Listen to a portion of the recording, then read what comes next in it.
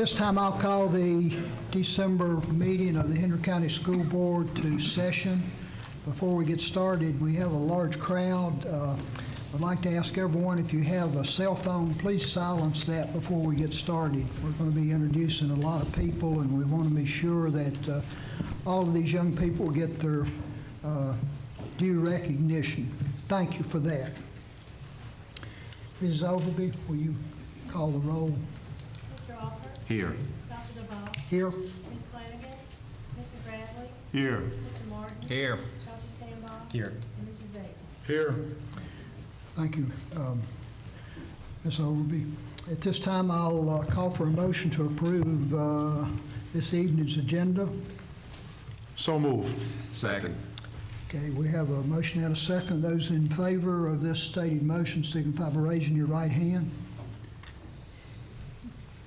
Take this opportunity to welcome this great crowd to tonight's meeting. I know that many of you are here to in support of your son or daughter who are going to be recognized. We appreciate you coming with them, and even more so, we appreciate the support that you've given them to put them in a position to be recognized and honored here tonight.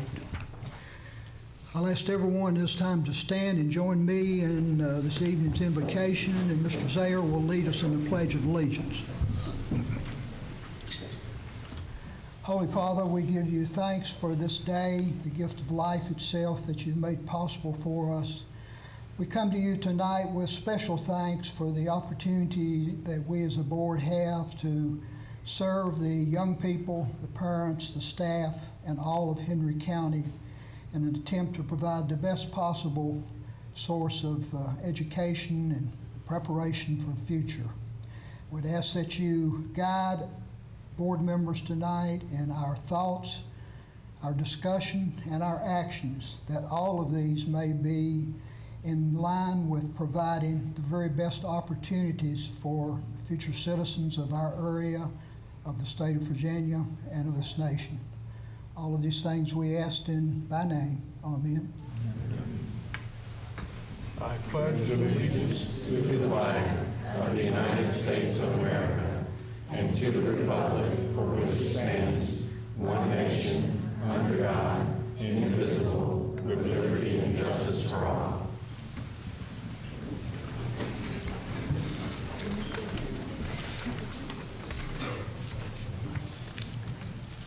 We'll start this evening's agenda with matters presented by the public. I believe we have one person who has signed up to address the board this evening. At this time, we will prepare for public comment. That means that we are here to listen to you, not to engage in a question and answer period or a debate. Upon arrival at the podium, please state your name, your subject matter, and the district in which you live. By coming to the podium, you have agreed that you will exhibit respect for the board, for its members, as well as the staff, students of Henry County Public Schools. You will receive the same consideration from this board. Please keep your comments to 3 minutes. Mrs. Henry, I believe, has signed up to address the board. Thank you. My name's Kelly Henry. I live in the city of Martinsville. I am your HCEA Vice President of Government Relations. I teach at FC Middle School. On behalf of HCEA, I want to thank you for considering Resolution R1905. Having the right to speak up for our students' needs is essential. HCEA supports this resolution. Please vote in favor of it. Thank you. Thank you, Ms. Henry. It is a subject will come up later in our board meeting. We move to section 3 of our agenda for the evening. Mrs. Hatchett will present awards and recognition for the evening. Good evening, Mr. Chairman and members of the board. As you can see, I have quite a large stack this evening, and we are very pleased to recognize several groups and students at our meeting this evening. One of the first recognitions that we have tonight is a resolution presented to Henry County Public Schools from the Virginia Board of Education. A resolution of recognition was presented this year in October for outstanding environmental literacy, and you know that's something of which we are very proud, that each of our schools works very hard to have green practices and green education. So I'll be reading that resolution for you this evening, and it is signed by Dr. James Lane, the State Superintendent of Instruction. Whereas the Virginia Constitution articulates the Commonwealth's policy to protect its atmosphere, lands, and waters from pollution, impairment, or destruction for the benefit, enjoyment, and general welfare of the people of the Commonwealth, and whereas the Code of Virginia further describes the role of local school divisions in developing and implementing programs of instruction that emphasize essential skills and concepts of citizenship, including environmental issues, necessary for responsible participation in society, and whereas Governor Terry R. McAuliffe signed Executive Order 42 in June 2015, establishing the Virginia Environmental Literacy Challenge to ensure progress in meeting environmental literacy goals set for schools and school divisions across the Commonwealth.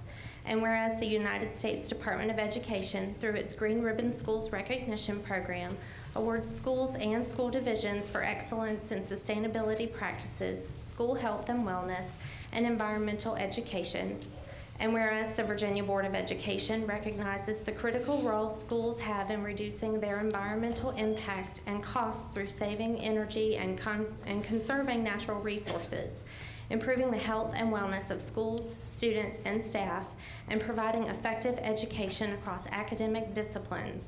Now, therefore, be it resolved that the members of the Board of Education express their sincere appreciation and commend Henry County Public Schools for its exemplary achievement in resource efficiency, school health, and environmental education. And again, this was adopted in Richmond on the 18th day of October in relation to our Green Ribbon Schools Award for the school district. The second recognition I have is also related to green practices in Henry County Public Schools. Each year, our board is invited to attend the Virginia School Boards Association Conference and Convention in Williamsburg.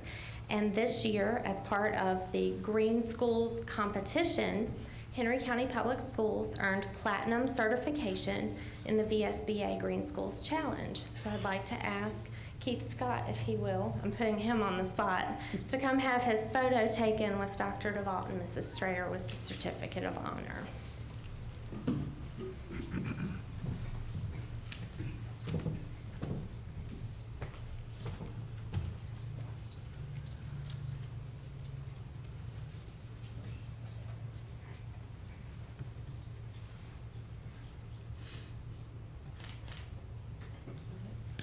And actually, the three of you can stay right where you are, because the third recognition is one that we earned in conjunction with the architects who designed and helped our construction process at Meadowview Elementary School.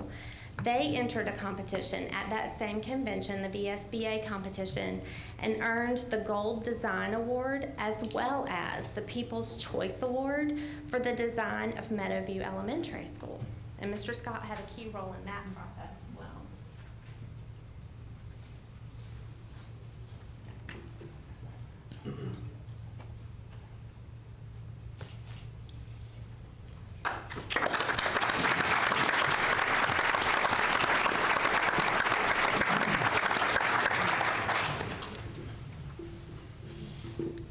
Additionally, we have quite a few students who are here to be recognized this evening. Our first group of students, and I'm going to ask their adults to come forward, if Mr. Harris and Mr. Allred will join me. They'll help distribute certificates.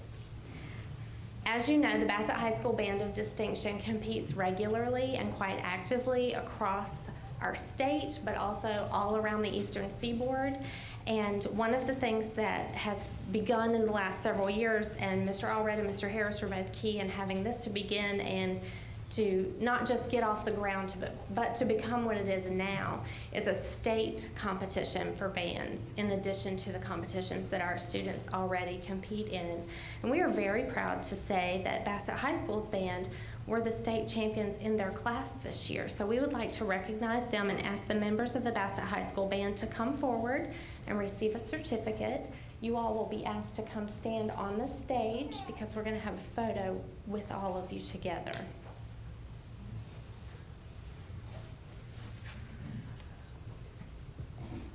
There are 109 total members of the band. So I'm not calling their individual names, but we do want to congratulate them.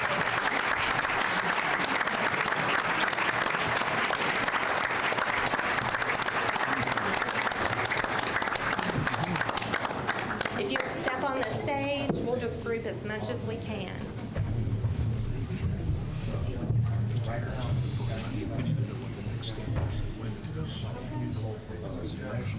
I don't know the answers to that.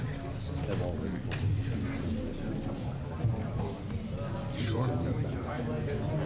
That was a national competition. How'd they do it? Yeah, you guys can spread all the way across the stage. No, I better not say nothing. Also remember, we need to be able to see your face because your grown-up wants to commemorate this occasion with a photo or a copy of our photo. So make sure that you can see all of us with cameras. Teddy, they've already gone to Indianapolis for the national. They had. How'd they do with that?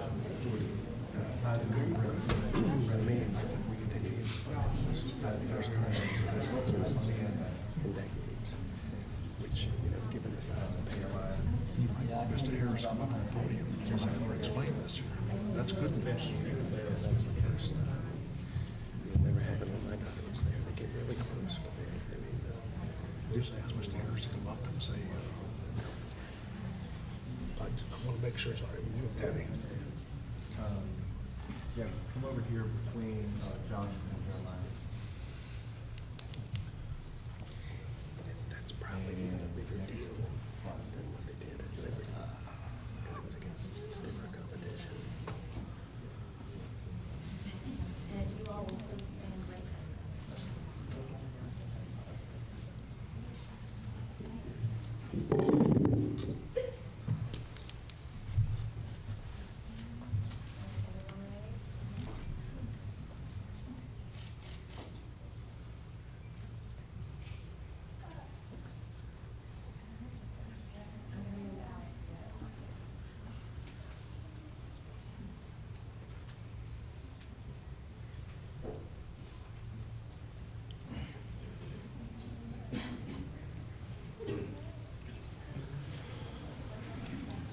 Let's give them another round.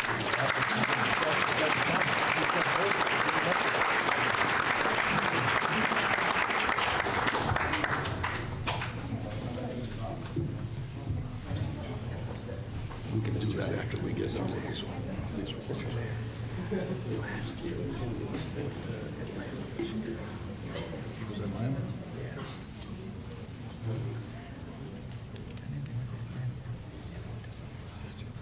Our next group that we'd like to recognize is the first ever Bassett High School forestry team. And this group competed at Chatham's White Oak Mountain Management Area and scored very well, not just for a first-time team, but amongst all competitors. So this evening, we'd like to ask Mr. Holland to join us so that we can congratulate these students: Connor Weber, Olivia Keaton, Alexis Boardwine, Sadie Perry, and Caden Collins.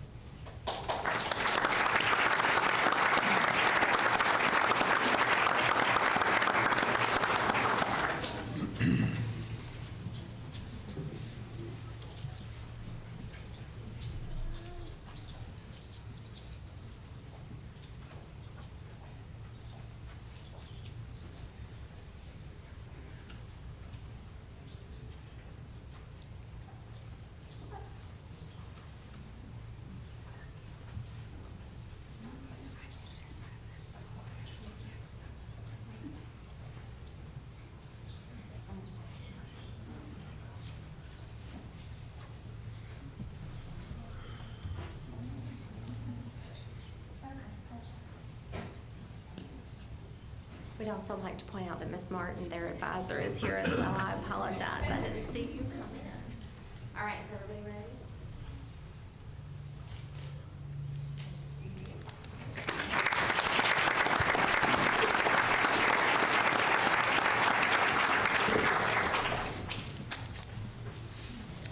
If you've been in Bassett High School's gym this fall, you have probably caught a glimpse of a really great volleyball team.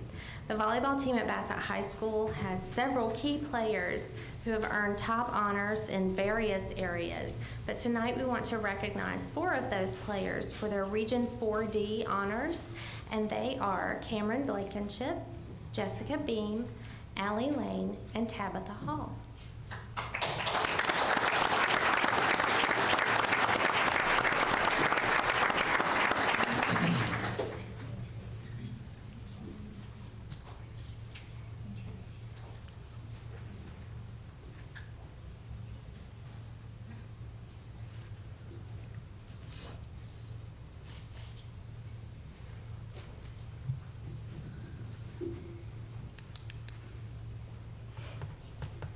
We have 2 very special young men with us this evening as well, and I'm going to ask their coach, Mark Jones, to come with them.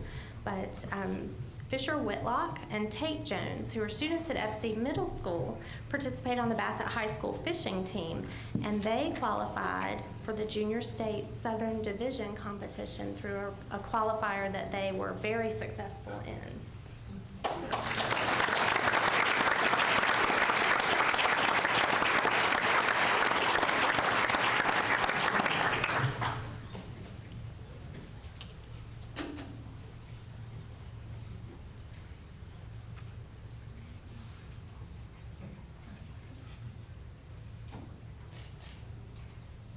I need them to give me a little advice.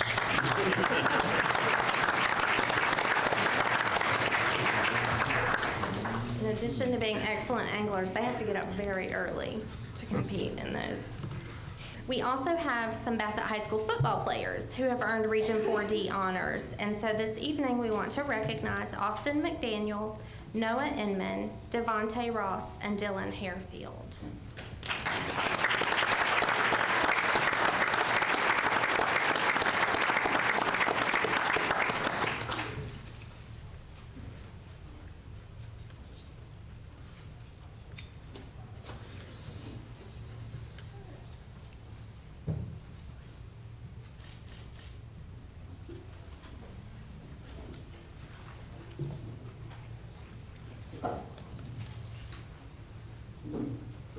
All right, as you know, Magna Vista also has a very long and storied history with FFA success.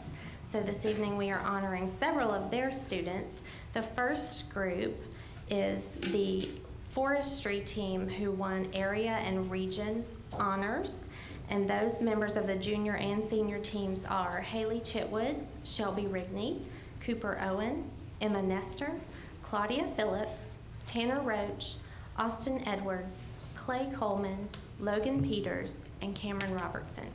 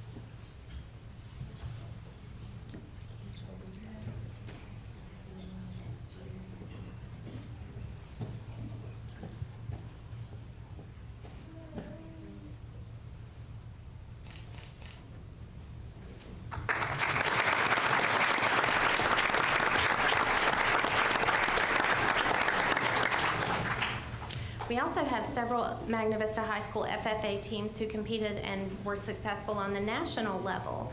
The first team that we are recognizing is the forestry team, and that team is comprised of Tanner Roach, Andy Perry, Logan Thacker, and Lane Ashworth.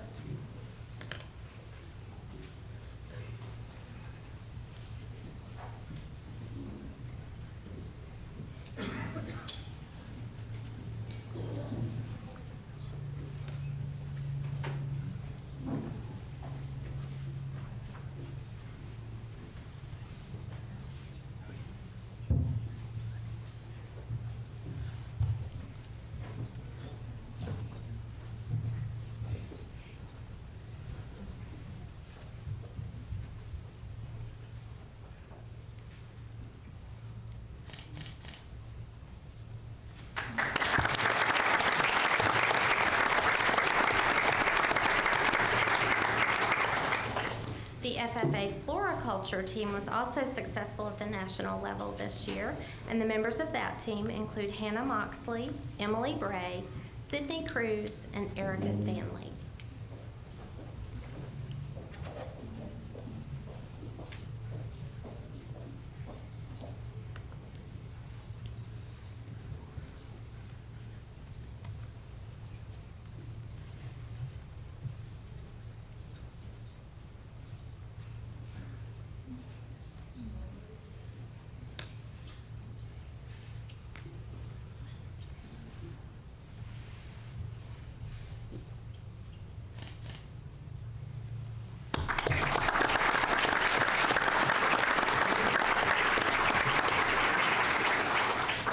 We're also pleased this evening to share that the FFA marketing team was successful on the national level as well. And the members of that team include Haley Warren, Juan Gonzalez, and Alexandra Pearson.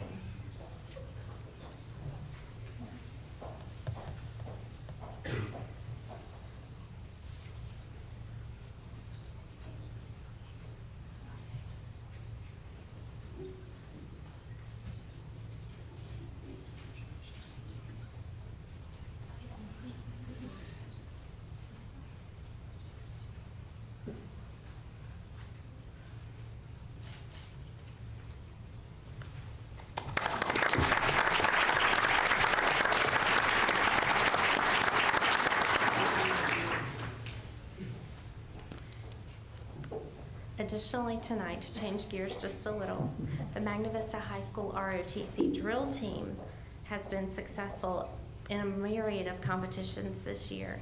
But this year, they also won first place in the Mixed Division State competition. So we'd like to welcome Jordan Ramsey, Colby Quigg, Nathan Randolph, Caleb Motley, Enrique Ocampo, Sky Davis, Trinity Davis, Caitlin Silvers, and Savannah Greer.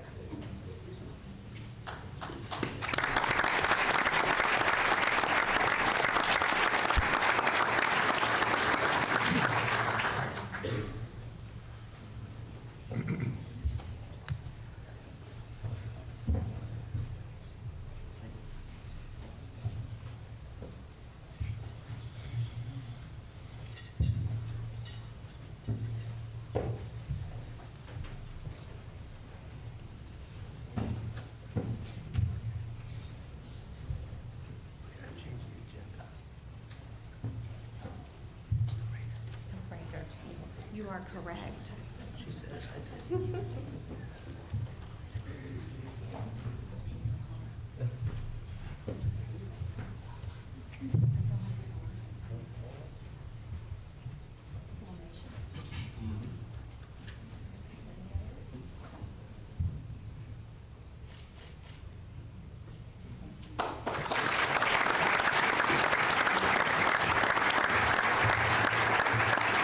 Sergeant Turner, be sure you stay around and get you up to the podium later.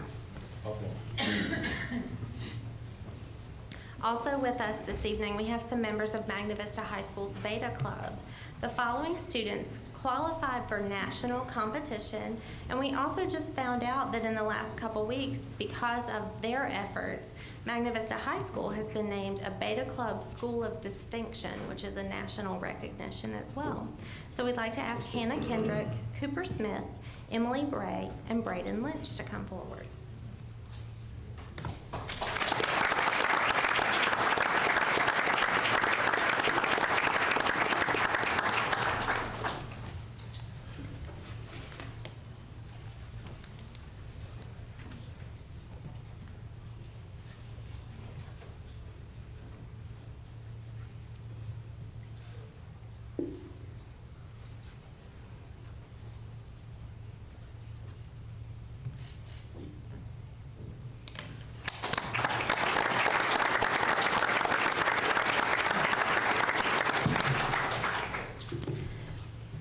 There was also a group of Magna Vista High School theater students who competed on the regional level recently, and we have some students who achieved 3rd place as part of the one-act play competition.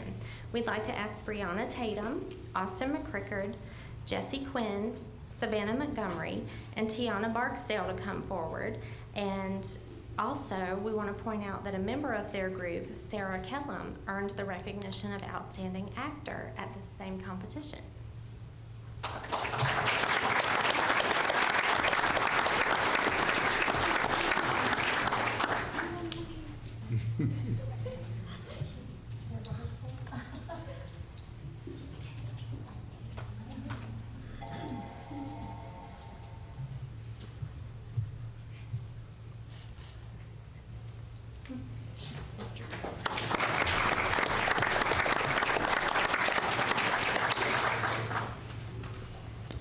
We also have 2 young ladies tonight that we'd like to recognize for their running prowess.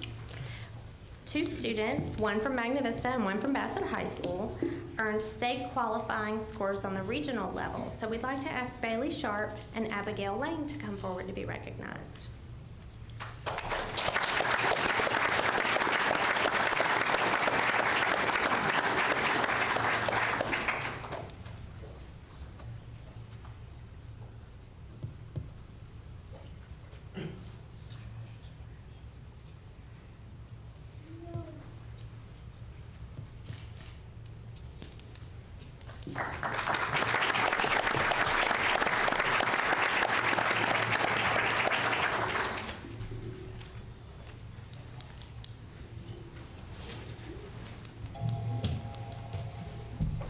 Mr. Chairman, if I could get Sergeant Chooney to come up, and I'd like to ask him a few questions. Sure. Sergeant Chooney. If Mr. Harris is there, please stay. I want to ask you a few questions, too.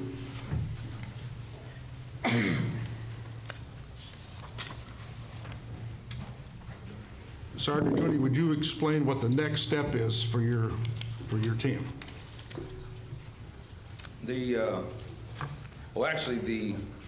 We qualified for what they call the Best of the Best tournament from the Central East Coast, the United States Central East Coast, which is held in April 2019.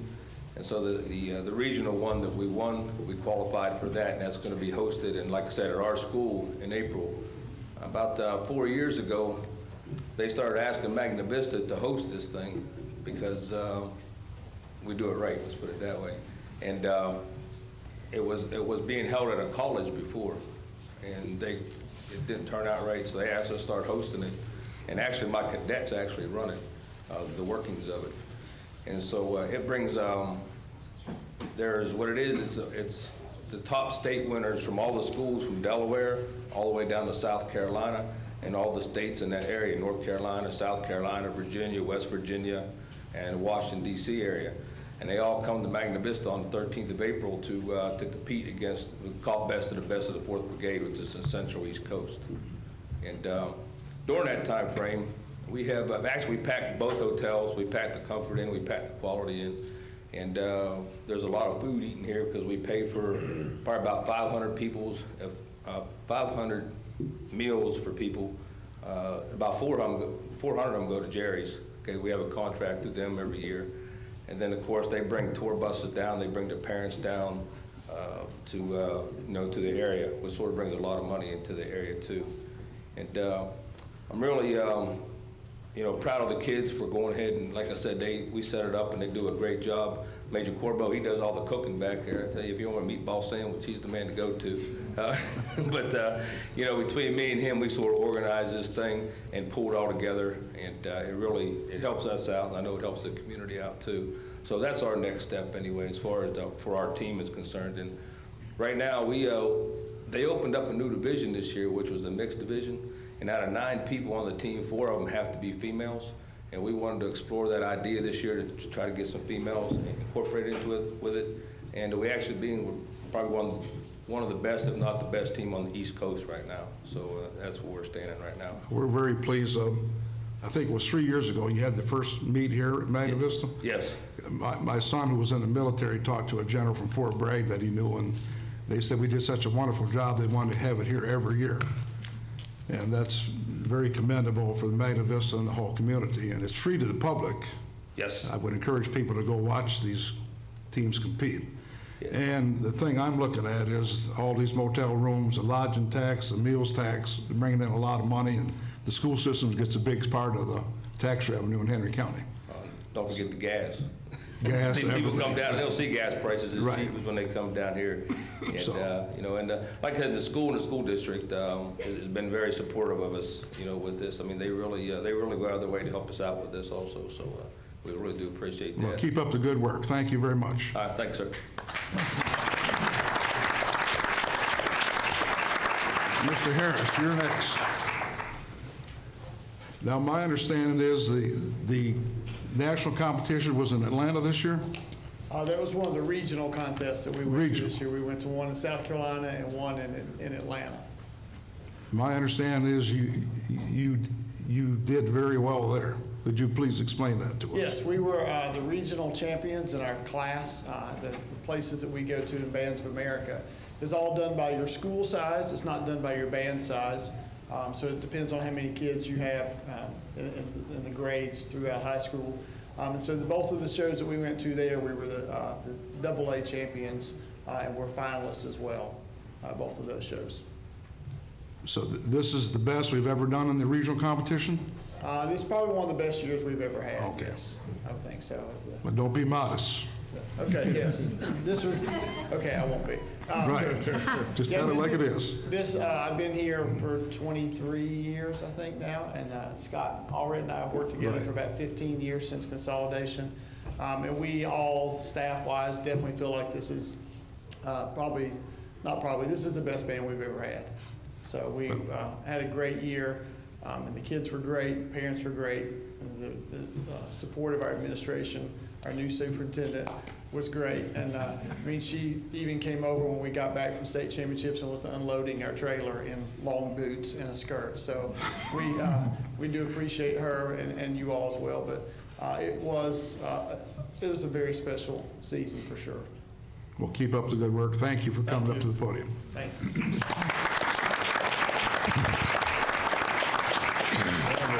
I think that's the last of the student awards, and let me just echo what's already been said a lot.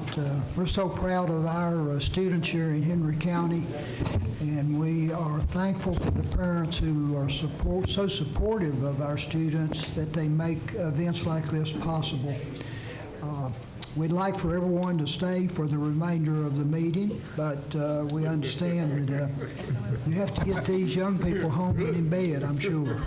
So we'll give everyone a few minutes to clear out, and then we'll move on with the agenda. I don't think you need a few minutes.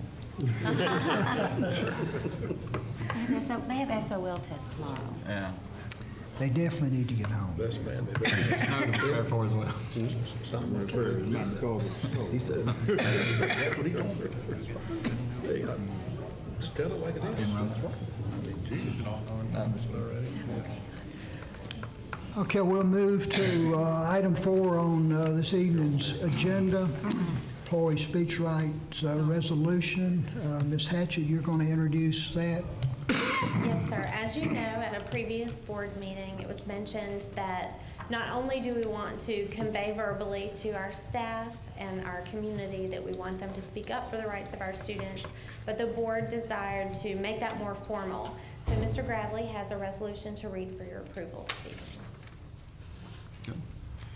Resolution R19-05 of the Henry County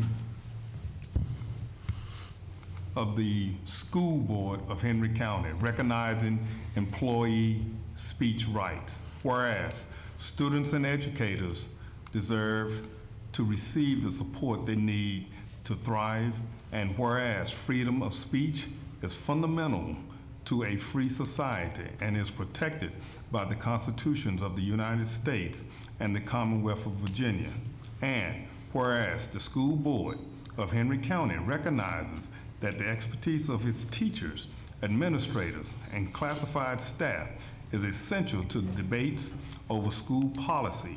And whereas the board support the right of school staff to advocate for public education and public school students in a way that does not violate confidentiality laws, interfere with their work responsibilities, or violate district policy. And whereas employees experiencing reprisal or retaliation for exercising their freedom of speech rights are protected under board policy. And whereas it is essential for all teachers who work tirelessly to make a difference in the lives of their students to feel respected and empowered as professionals and have a voice in critical decisions affecting their schools. Now, therefore, be it resolved that as a school board of Henry County, we recognize the importance of participation by school employees in public debate over local, state, and national school policy, commends our staff for its past advocacy, and encourages school staff to continue speaking out for public school students and public education in a way that is consistent with their duties as educators. Thank you, Mr. Gravely. I believe this resolution needs a vote from the board for approval. Is there a motion to approve this resolution as Mr. Gravely has read? So move. Second. Okay, we have a motion and a second to approve the resolution. Any discussion? Mr. Chairman, I'd like to commend Mr. Gravely. It was his idea to start with, and I thought it was an excellent idea. So, thank you, Mr. Gravely. Other comments or discussion? If not, those in favor of this motion signify by raising your right hand. Motion carries. Mr. Chair, just as a follow-up, I know a lot of times we approve and resolutions only to be stored somewhere. I would like to make a suggestion that this resolution be given to all our schools or all our facilities and be posted somewhere where, our staff can reference it. I don't know if that needs to be a motion or just a request to Ms. Strayer. If we can just take care of I think we'd accept that as a motion. I'll take a second then. Okay, that way, Looks good on the public record. that way it will be done. Amen. Any other discussion or comments? I would hope that each principal would read this at a faculty meeting to their entire faculty. Or have it included in the employee handbook. Yeah. Golly, Dr. Stoneball. As a HR, I appreciate all of these. Other comments or discussion on this motion? That would, I guess, fall to the responsibility of you. Ultimately, it all does, doesn't it? Those in favor of this motion signify by raising your right hand. Okay. We'll move now to item 5, consent agenda. The three issues listed under that: approval of our November meetings, minutes of our November meeting, approval of bills for payment this month, and approval of overnight and out-of-state field trip requests presented for Ms. Strayer. Right. Does anyone want to address any of those three? If not, is there a motion to approve the consent agenda as presented? So moved. Second. Discussion? If not, those in favor of this stated motion signify by raising your right hand. The motion carries. We'll move to item 6, the action agenda. The first item there is, well, let me catch up here.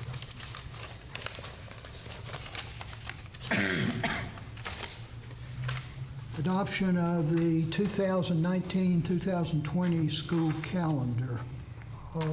Ms. Hatchett? Yes, sir. As you all are aware, we presented a version for first reading for the 2019-2020 school year calendar at the November school board meeting. Following that meeting, we discovered that there could be a compliance concern with the filing of VRS. And one of the resolutions to that particular concern would be to have teachers return to school after August 1st. So we have presented for you a new draft of the calendar for your consideration. And just a few highlights, it is very similar to the version that was presented in November. It does still maintain the 12-month holidays from the first calendar. However, because teachers would not return until after August 1st, new teachers would come on the 2nd, and all teachers would return on the 5th. That means that, as we discussed before, we have to have some compromises. And one of those compromises would be that we would need to start school on a Monday rather than a Wednesday, as our teachers had expressed that they prefer. However, in looking at future calendars, beginning on a Wednesday would certainly be a priority whenever we can make that happen. This calendar does also show an additional flex day on Election Day. It does remove a teacher work day in October, and it does end the first semester before winter break, which our teachers said that they believe is important. However, it does not end the semester on a Wednesday as we had previously depicted in a calendar. That's another compromise that we would need to make for this particular calendar. And so the semester would end on December 20th rather than the 18th. The second semester remains the same. So today we present this calendar to you for adoption, but understand that you might have questions, or if it is the pleasure of the board, we need to wait until January, we certainly understand. Okay, this new calendar was presented to teachers, staff, and so Yes. forth across the county. It was issued in the staff newsletter that goes out on the first working day of each month. We ask staff to return feedback to us through the Let's Talk venue on each school website. We have not received anything through Let's Talk, but anecdotally in conversation, as Mrs. Strayer and I have been into schools, several people have expressed that they like the idea of returning in August versus in July, and so that compromise is one that they're willing to make as far as beginning school on a Monday, because they understand that, as Mr. Bullens used to like to tell us, we can't have it all in our calendar. Well, my main concern was, as a high school teacher, was the teachers wanted to get the semester over before Christmas. And for the sake of our students that take the SOL test, this affects their future tremendously, and this satisfies that requirement, so I'm happy with it. And my friends, Mr. Martin and Reverend Walker, they put a lot of time and effort into this, and I think they're happy. I hope so. Other comments or questions? I think this new calendar addresses the problem that you kind of announced there, and I certainly agree with Mr. Zager as a high school principal and teacher that we need, as long as we're on 4x4 block system, we need to end the first semester prior to Christmas. This allows us to continue to do that. I think you, the people who are responsible for creating this, have done the best possible job under some of the restrictions that we have to deal with. Okay, do we have a motion yet? I'll make it. We have a motion for approval of this revised calendar. Is there a second? Second. Okay, a motion and a second. Hearing no further comments or discussion, those in favor signify by raising your right hand. The next several items, I believe Mr. Scott, do you have these? Approval for, I hope I say this correctly, vehicular fuel. Yes, I believe they're all Mr. Scott, but not the same Yeah. Mr. Scott. Good evening, Mr. Chairman, members of the board. This item is for approval to award a contract for vehicular fuel. Henry County Public School uses approximately 230,000 gallons of ultra-low sulfur diesel and 16,000 gallons of 87-octane unleaded gasoline fuel for its vehicles each year.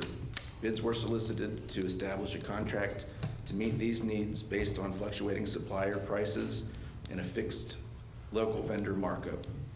Of the 4 firms responding, Clark Gas and Oil of Stewart, Virginia provided the lowest overall net delivered price per gallon of $2.20 and $2.268 for diesel and $1.80 for gasoline. Foster Fuels of Brookneal, Virginia provided the next lowest net delivered price per gallon of $2.30 for diesel and $1.73 for gasoline. It is recommended that the contract be awarded to Clark Gas and Oil of Stewart, Virginia, and that the division be authorized to exercise subsequent renewals in accordance with the terms of the contract. The fiscal impact is $551,000 based on estimated use and the November 1st, 2018 prices. And this would be in the year 19 budget for transportation, vehicle, and equipment fuels. Are there any questions about the item before you? Have we used, is this the first time we've used Clark Oil? And going back through the bids that I haven't seen, yes, I believe this is the first time. It had been Davenport prior to this. Yeah, well, it's not really local, but it's more local than some we've had in the past, is it Certainly. not? Is there any, with the recent drops we're seeing at the pump in gasoline, if that should continue, will this still be a good bid, you think? I believe so. It was favorable to the ones, the other 3 that were submitted for the bid, and I think that would maintain. Other comments or questions regarding this item? So this is gonna be ongoing, goes into effect when this year, fiscal year? Yes, sir. And it will be ongoing until we decide to revisit? Yeah, it's one of those where every year we have the opportunity to extend the contract year by year. Mr. Chairman, I move that we accept Mr. Scott's recommendation and award it to Clark Oil. Second. Okay, hearing no additional comments or questions, those in favor of this stated motion signify by raising your right hand. Motion carries. Thank you. Okay, Mr. Scott, but Keith Scott this time, I believe. The other, yeah, that's what they refer to, the other. Mr. Chairman, members of the board, the stage lighting at Magna Vista High School is original to the school, is in need of an upgrade. So Stage Sound in Roanoke, Virginia has investigated this system, but we've also received feedback from Mr. Dunn and the other teachers in that area that uses the stage pretty frequently. And they've provided a proposal in different phases. So the first phase being new stage lights for better optimization during drama and music productions. Stage Sounds holds a contract with the Virginia Association of State College and University Purchasing Professionals, which allows us to piggyback on the contract for purchasing this equipment. So the first phase proposal price is not to exceed $30,000, which is recommended that we would award this contract to Stage Sound in the amount not to exceed $30,000 for the first phase of upgrades towards this auditorium lighting at Magna Vista High School. It says this will be paid for with Title IV funding. Yes, sir, and I'm gonna refer to Ms. Durham because she and I have been working quite a bit on this. That part of the new language on this, would you mind if you share that?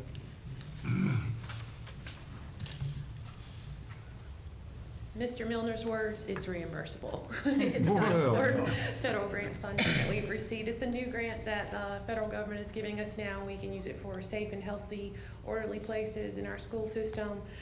We can use it for well-rounded programs like fine arts, which is Mr. Scott's working with us on that one. He's also working with us later on. You'll see Title IV being spent with some security upgrades.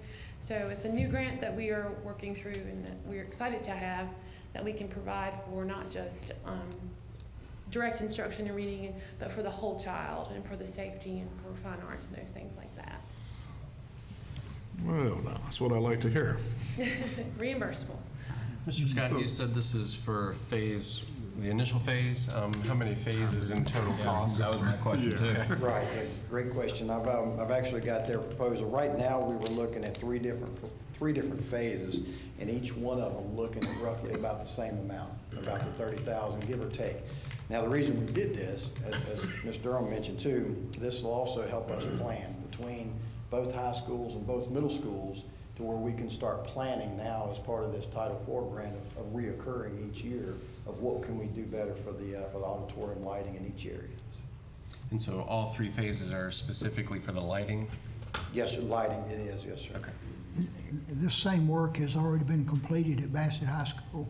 Yes, sir, that's correct. And what they did with that first phase is similar to what this is. And basically, if you've noticed the lighting across the stage, that would be upgraded to an LED. It's more efficient. It's supposed to be better lighting, and the controls on it, better optimization when you're controlling that lighting during productions. So this is an ongoing grant? That's my understanding, yes, sir. You're right, yes, sir. So this will allow us, as Ms. Durham shared with me, we need to make sure we do some planning as we're moving forward with that, so this will help a lot. Is there a motion regarding this request? Mr. Chairman, I move we award the contract to Stage Sound not to exceed $30,000, and you pay for it with Title IV funding. Second. We have a motion and a second to approve the request as presented. With no further discussion, those in favor of this motion signify by raising your right hand. Motion carries. Mr. Scott, I believe you have the next item also. Yes, sir. Purchase of the new transportation facility requires us to prepare the property and the building for day-to-day operation prior to the staff moving in. And so which that would include preparing the grounds for fuel tanks, bus parking, roadways, office spaces, and et cetera. RRMM Architects holds an open-end contract with the division for A&E services, and they've prepared a proposal to provide the design and construction documents for these renovations with an estimated amount of $215,500. Now, this would include design, development, construction documents, which also involve with the civil, structural, architectural, mechanical, electrical, and so on, the bidding and the construction documents that go along with it. Now, this fee is listed as an estimated amount because there's a lot of variables that's going in with this. A lot of the labor would be shared between outside contractors and our own facilities maintenance department. We're going to do as much as we can in-house to try to limit the total cost on this. There's also some unknowns that are going along with, which could lead to some additional fees, is why we added this in there. Meetings with VDOT. There's a lot of unknowns as far as turning lanes and stuff that could go along with this that we're not aware of yet. So we wanted to plan for the worst, and we're going to hope that everything turns out for the best. So it's recommended that we award the contract in the amount of $215,500 to RRMM Architects for these A&E services for the new transportation facility. That's the maximum it could be, and we're hoping that it's going to be a whole lot less than that. At this point in time, yes, sir, and until we get into there, if we have some unforeseen issues, but right now we're planning for the worst case of what we see now, yes, sir. Further questions? When we started this project, did we budget X amount of dollars? That was just for the building acquisition of it? Yes, sir, that was for the actual facility and the land. Yeah. And we knew there were, obviously, once this building took place, there were some renovations that needed to take place on it. And so we had talked about that, and a lot of that work being done in-house as we move forward. Mm-hmm. These plans will These funds are coming out of the A&E. Our current facilities budget, which would Right. involve our A&E fees, that's Yeah. correct, and that split between that and our building improvements fund, yes, sir. Yeah. What's the timetable? When we think we might be able to move into this facility? My hopes would be at this point in time, unless we run into any unforeseen issues, we can move them during the summertime. I think Right. obviously that would be the best time for them so that they're not having to move during the school year, but we would like to be able to move them in during the summertime. And I'm looking forward to selling the property we have in Collinsville and having some extra money to do on the Bassett roof and the air conditioning and that type of stuff. Yes, sir. Okay,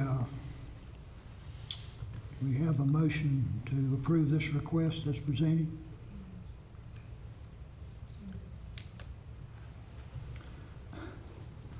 So moved. And a second? Second. Okay.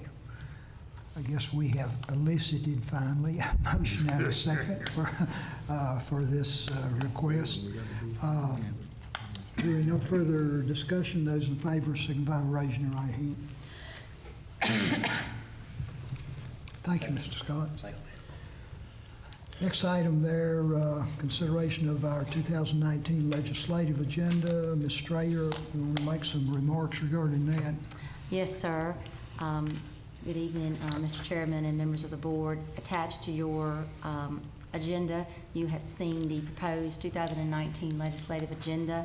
And just to hit some highlights, that under the budget and funding, of course, we continue to support full funding of all mandates that are put upon us by the General Assembly and the Department of Ed, that we want to remove any caps on SOQ supported positions, that we truly want additional funding for teacher salaries, continuing to assist with all capital improvements, and as we go into student assessment and accountability, that we want to continue to push for tests that measure the growth and the achievement of students, along with skills that we think are necessary for students to have as they venture out into the real world, including measuring the 4 C's, the profile of a graduate, that we think our students are more than just a test, and we want that flexibility within the state assessment system to look at other assessments such as the NCRC, and as I said, the 4 C's and the VPT test that is administered from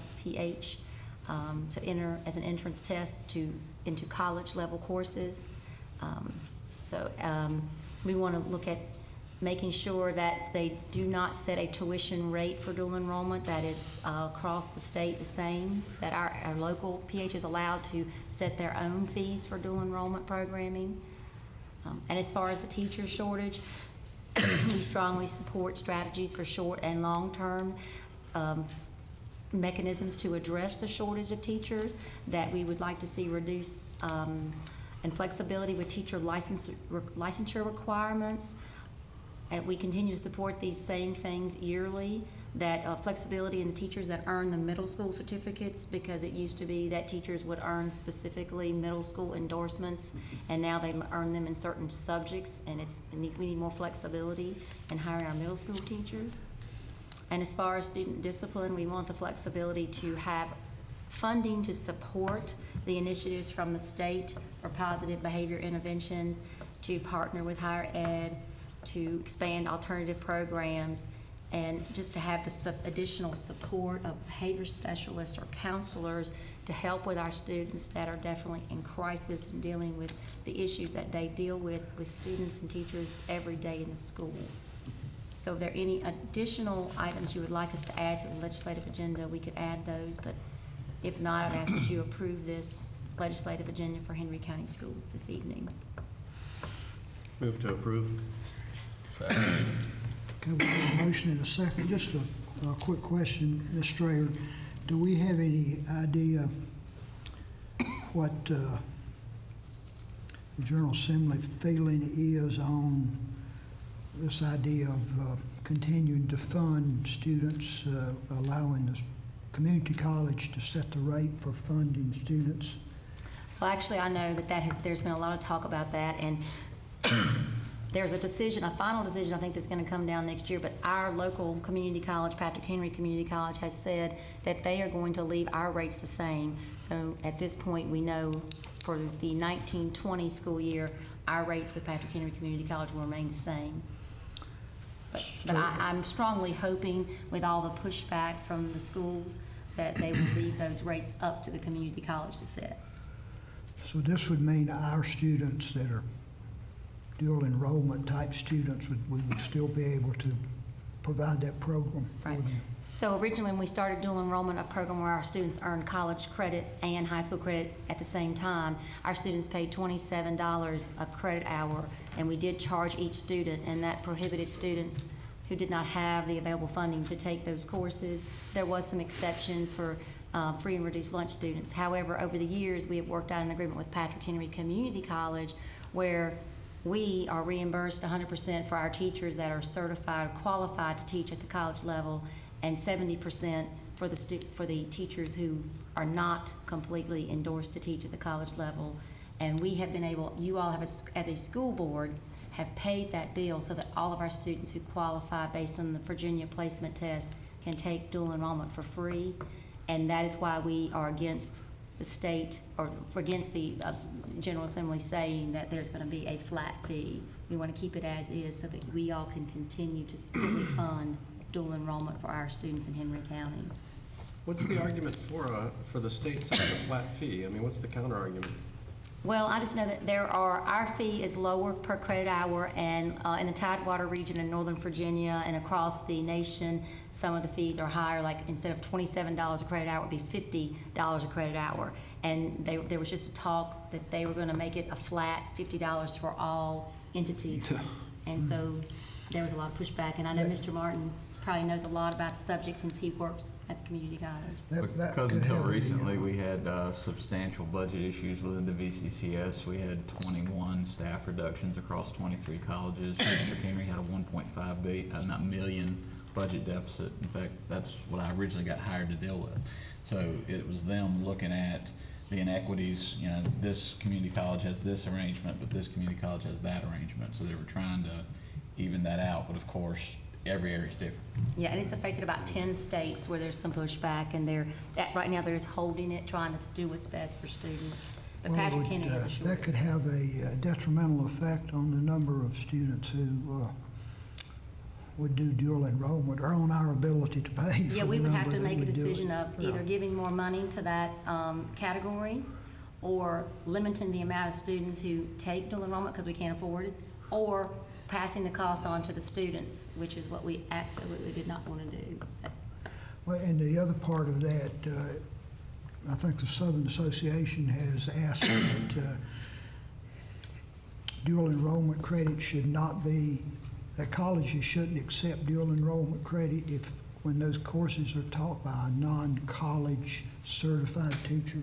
And all of our teachers, though, are paired with a certified teacher. So what happens is, like Ms. Carter, for example, is licensed with Henry County to teach in the high school, but she's also a certified dual enrollment teacher because she has her master's degree in an area, or 18, plus the 18 hours in English. So Ms. Carter can teach that, and the kids get the credit. But if I were teaching the English, then Ms. Carter would have to be my co-teacher, and the college would hire her as an adjunct to work with my students so that they could receive that credit. Okay, so we have a plan in place to deal with that. Yes, and I can tell you that all organizations, the superintendent's organizations, are speaking up and proponents of not having a flat fee. So. Well, we have a motion on the floor, I believe. Another question? Yeah, I got another question, not concerning, but you mentioned, excuse me, you mentioned, of course, teacher retention and hiring practice. Do we have, I guess if you will, a true partnership with any colleges and universities concerned? And the reason why, I know that there's a line item in the state budget that will reimburse teachers if there's a true partnership with school divisions. And I know that, for an example, down in the Richmond Tidewater area, they are specifically addressing those, but then if any division can apply for this, if there's a partnership with any college or university. Yeah, I'll ask Ms. Landon. I'm not sure of any partnerships, but I do know that we know the people that are in those offices of education, and we constantly reach out to, I know, local colleges to ask who's graduating, when are they graduating, because we're doing that right now. As you know, we have several vacancies, and we've been calling. But Christy? We do not have any formal alliances with any specific colleges. We have been, as Mrs. Strayer said, been trying to develop stronger relationships with colleges, particularly those that are closer to us, and reaching out to them. We've lost several teachers since the start of this school year, and have been able to reach out to our contacts through particularly Radford, Averett, and Longwood, and have seen good responses from them in getting the word out to their teachers who are either graduating in December or who have recently graduated, and getting them in contact with us. But no formal alliances. Okay. One other thing, Mr. Chairman, very quickly. I want to commend the staff for this legislative agenda. It's a lot in there. And I also want to mention that this is an election year coming up for the entire General Assembly. And we need to lobby our legislatures, because out of 50 states, Virginia is the 10th richest state, and we are 40th in funding K through 12 education. And quite frankly, I've told several delegates to say, that's not acceptable. That is not acceptable.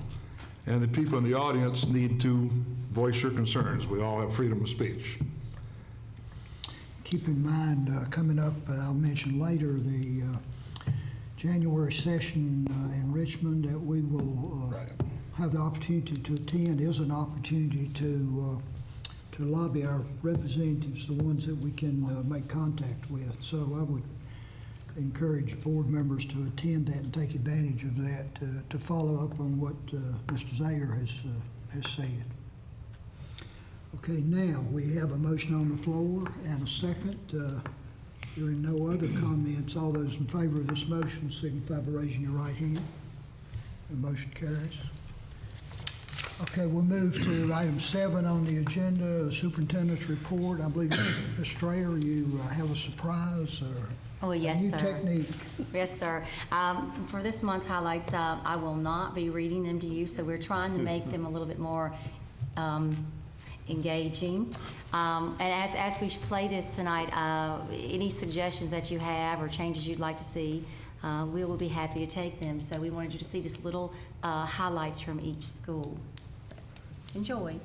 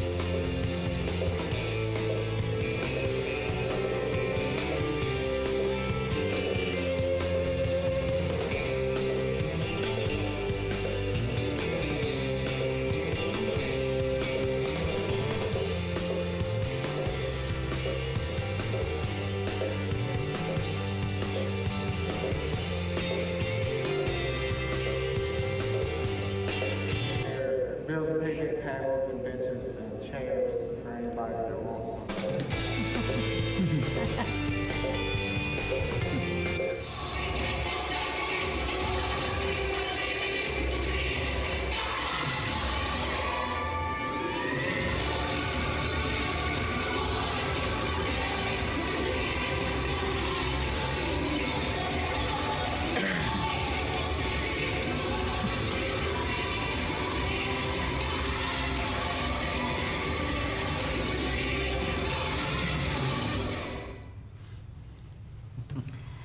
And that is the end of the highlight report, but I would like to point out, since Mr. Minner is sitting there, I have to give a plug to his, the Career Academy, that the young man said they are currently selling chairs and benches at the Career Academy, and I've seen some of those today. I know Ms. Hatchett put in a special order, I found out today, for a bench, and they are beautiful, beautiful work that they're selling out there if you're out that way. But if there are any other video reports or any questions about the highlights report? Well, that's, I kind of enjoyed that. Whose idea was the music? That music was pretty Well, good. Mrs. Hatchett is our creative one, but puts everything together, so we have to give her all the credit. Some month we needed read. I think our assistant superintendent in charge of instruction, Mrs. Milner, could do a good job reading it. Absolutely. Mrs. Milner has recorded her voice before on many videos, so she's... Right.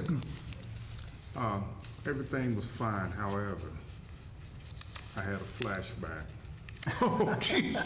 Oh, the frog? No. Sparky. Oh, yes, Sparky bothers you. I'm telling you, when I was in elementary school, Sparky terrified.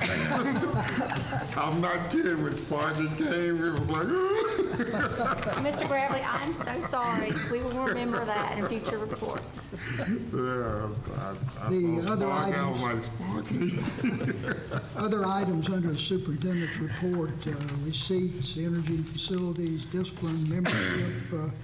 Any board members have a specific question on those? Okay, if not, we'll move on to number 8, matters from the board. And let me just start that by saying I think we would be remiss if we did not recognize Mrs. Melinda Overby for her 41 or 42, what was the final decision on that number? Years of service to Henry County Public Schools.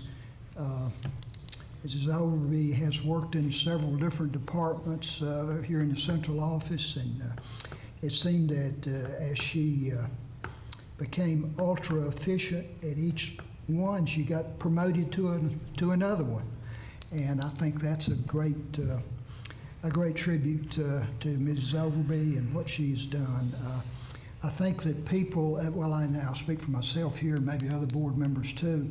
I think that we don't realize what the secretary to the superintendent and the clerk to the board actually does until we have seen her at work. And Ms. Overby, we appreciate that. She has worked for, if I count correctly, counting Ms. Strayer here, 5 different superintendents, one of them twice, right? She was so good, I think that one wanted to come back and work with her again. You know, I would not embarrass Miss Overby by asking her to give us an evaluation of all 5 of those people.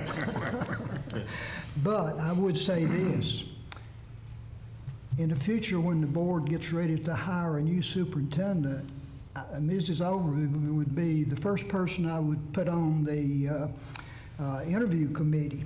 She has worked with so many ones, I'm sure that her opinions would be great. You know, it reminds me of a commercial you see on TV quite often for an insurance company. The guy says, we know a lot because we've seen a lot. And I think that personifies Ms. Overby. Maybe we could add to that, seen a lot, and could we say heard a lot?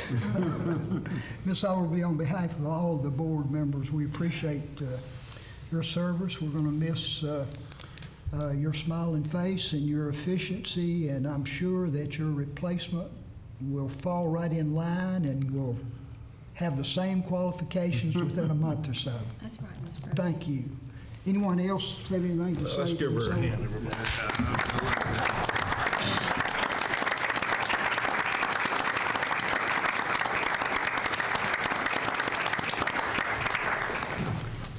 I have to add, Ms. Ogleby, I knew her when she was a high school student, and I can assure her and those of you who are here that none of these gray hairs I have were put there by her.